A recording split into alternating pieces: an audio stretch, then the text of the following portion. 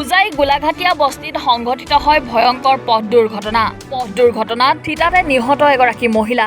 বাইকৰ খুন্দাত থিতাতে নিহত হয় সুচিত্ৰা দাস নামৰ মহিলাগৰাকী। ঘটনাৰ সন্দৰ্ভত হোজাই আৰক্ষীৰ থানাত এজাহাৰ দাখিল ভুক্তভোগী পৰিয়ালৰ। ঘটনাস্থলীত আৰক্ষী উপস্থিত হৈ মৃতদেহ উদ্ধাৰ কৰি আৰম্ভ কৰিছে তদন্ত। মাইকী মানুহ মানে দুজন মাইকী মানুহ আছিলে থাকি পেলাই মানে আলোচনা কৰি আছে। আলোচনা কৰাৰ পিছত মানে তিনিটা মানুহ আছিলে এটা বাইকত আহি পেলাই পিছফালে খুন্দা দি পেলাই দিলে। পেলাই দিয়াৰ পিছত মানে সিহঁতে আকৌ মানে দৌৰাদৌৰি কৰি পেলাই টমটম লৈ পেলাই আনিছে। আনিখিনি হামত ভৰ্তি কৰি সিহঁতে মানে ওলাই আহি গ'ল।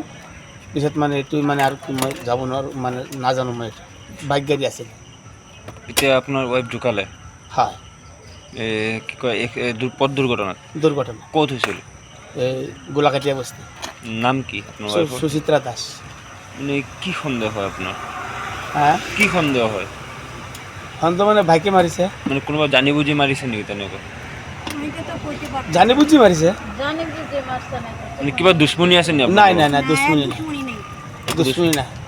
এনেকুৱা কিবা বোধহয় ড্ৰিংক কৰিছিলে কিবা। হেলমেট না আছিলে, তিনিটা আছিলে বাইক মানুহ। একটা বাইকত আহি পেলাই মাৰি দিলে। এতিয়া আপোনাৰ থানাত এজাহাৰ দিব হৈছে? হয়। কাৰ বিৰুদ্ধে এজাহাৰ দিছিলে?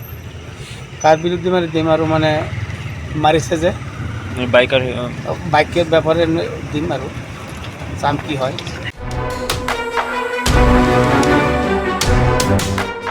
হোজাইৰ পৰা সুৰেন বৰুৱাৰ ৰিপৰ্ট, এনি ভাৰত 24।